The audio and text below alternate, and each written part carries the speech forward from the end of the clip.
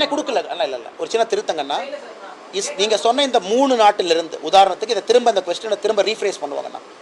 ஆப்கானிஸ்தான், பாகிஸ்தான், பங்களாதேஷ்லேருந்து இஸ்லாமியர் வர்றாருன்னு வச்சுக்கலாம். அதே கேள்வி தான் கேட்குறேன்.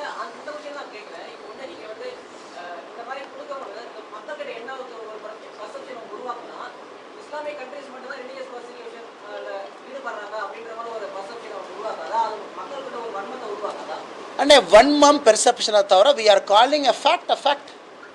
பாகிஸ்தானில் எத்தனை ஹிந்து மேரேஜ் ரெஜிஸ்டர் பண்ணியிருக்காங்க, எத்தனை இந்துக்கள் பாகிஸ்தானுடைய வேறு வேறு ப்ரொவின்ஷியல் கவர்மெண்ட்டில் பொறுப்பில் இருக்காங்க, எத்தனை இந்துக்கள் நிம்மதியாக கோயிலில் போய் சாமி கும்பிட்றாங்க, அல்லது எத்தனை கிறிஸ்தவர்கள் சர்ச்சுக்கு போகிறாங்க. ஃபேக்ட் தான். இதில் வந்து மறுக்கிறக்கு ஒன்றுமே இல்லை. என்னங்கன்னா அங்கே உண்மையாலுமே ரிலீஜியஸ் பெர்சிக்யூஷன் இருக்குது. இதை நான் சொல்லவில்லை, காங்கிரஸ் இருக்கக்கூடிய தலைவர்களும் பல நேரத்தில் சொல்லியிருக்கிறாங்க.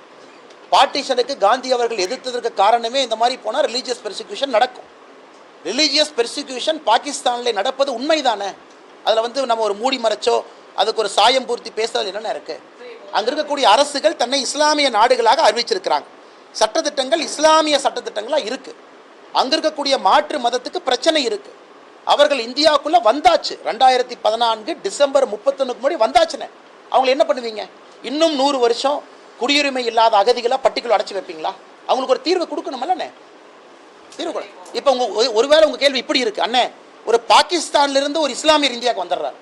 அண்ணே எனக்கு வந்து பாகிஸ்தான் பிடிக்கலண்ணே, நான் இந்தியாவில் மோடி பிடிச்சிருக்கு அல்லது உங்களை பிடிச்சிருக்கு, நான் நீங்கள் குடியுரிமை வேண்டும் என்றால் அவர்களுக்கும் குடியுரிமை கொடுப்போம். சட்டம் தெளிவாக இருக்குது. 11 ஆண்டுகள் இந்தியாவில் இருக்க வேண்டும், 14 ஆண்டுகள் அந்த நாட்டுக்கு வெளியே இருக்க வேண்டும். குடியுரிமை கொடுக்குறோமல்லண்ணே.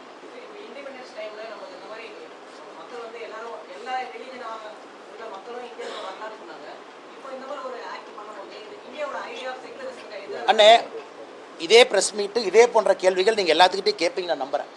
நான் நம்மளது மட்டும்தான் ஹிஸ்ட்ரி, ஜாகிரஃபி, சோஷியாலஜி எல்லாம் தாண்டி போயிட்டு இருக்கு. ஆனால் 26 ஜனவரி 1950 1 ஜூலை 1987 வரைக்கும் நீங்கள் சொன்னது இருந்துச்சு.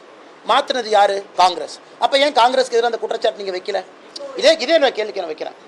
26 ஜனவரி 1952 1 ஜூலை 1987 பை விர்ச்சியூ ஆஃப் பர்த் எல்லாரும் இந்தியாவினுடைய குடிமகன். 87 மாற்றம் வந்துச்சு. 87 2003 வரைக்கும் 2வது மாற்றம், 2003 3வது மாற்றம். நீங்கள் காங்கிரஸை கேட்கலாமே, அன்னைக்கு ஆட்சியில் இருந்தவங்கள ஏன்னா நீங்கள் மாற்றினீங்க, நீங்கள் மாற்றிருக்கூடாது. 1950 ஒரே சட்டம், யார் வேணாலும் இந்தியாவுக்குள்ளே வரலாம், யார் வேணாலும் இந்தியாவில் குடியுரிமை எடுத்துக்கலாம். ஆனால் இது அமெரிக்காவில் நீங்கள் கேட்க முடியுமானே, அல்லது இதே வந்து யூரோப்பிய நாடுகளை கேட்க முடியுமானே? இல்லை. நம்முடைய நாடு இல்லை கேளுங்கண்ணே, நியாயமான கேள்விதான். நம்முடைய நாடு, நாம் சட்டத்திட்டங்களை வழிவகுக்கிறோம். 142 கோடி பேர் இங்கே இருக்கும். 200 கோடி ஆக்கணும் நீங்கள் நினைச்சாலும் சந்தோஷம் தாங்கண்ணே. 142 கோடி பேர் இருக்கும். அப்பப்போ இந்த நாடு அந்தந்த காலகட்டத்திற்கு தேவையான முடிவை எடுத்திருக்கின்றார்கள். நான் இன்னைக்கு காங்கிரஸை கிரிட்டிசைஸ் பண்ணலைங்கண்ணே. 1987 ஏதோ ஒரு காரணத்திற்காக ஒரு முடிவை மாற்றினான். 2003 நாம் ஆட்சியில் இருந்தபொழுது ஒரு காரணத்திற்காக 2003 அது மாறிச்சு. 2005 காங்கிரஸ் மறுபடியும் சிட்டிசன்ஷிப் அமெண்ட்மெண்ட் ஆக்ட் மறுபடியும் ஒரு மாற்றம். இன்னைக்கு 2019 நாம மாற்றியிருக்கோம். இது எல்லாமே அந்தந்த காலகட்டத்தில் எடுக்கப்பட்ட முடிவு. அதனால் நான் நண்பரிடம் சொல்லுகின்ற ஒரே ஒரு பதில், யாருக்கும் எதிரானது இந்த சட்டம் கிடையாது. இது மத்திய அரசினுடைய முழு அதிகாரத்தில் இருக்கக்கூடிய சட்டம். இன்னைக்கு ஸ்டாலின் ஐயா சொல்றாங்க நான் நிறுத்தி, எப்படி நிறுத்துவார் அவர்? நிறுத்துறதுக்கு என்ன அதிகாரம் இருக்கு? நான் தமிழ்நாட்டுக்குள்ளே விட மாட்டேன், இதை காற்று தமிழ்நாட்டுக்குள்ள விட மாட்டேன், இந்த காற்று டெல்லிக்கு போயிடுச்சுன்னு சொல்கிற மாதிரி இருக்குது. அதனால் ஒரு விஷயத்தை புரிந்து கொள்ள வேண்டும், இது பட்டிக்குள்ள அகதிகளாக பட்டிக்குள்ள அடைஞ்சு கிடக்கிறாங்க. 2014 வரை வந்தவர்கள். ஏன்னா ஒரு பக்கம் அவங்களையும் மனுஷங்களா பாருங்கண்ணே, அவங்க கொண்டாடுறாங்கண்ணே.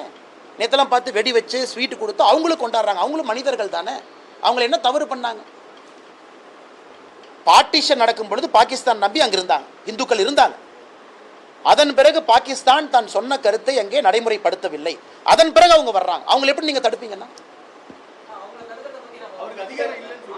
யாருக்குண்ணே?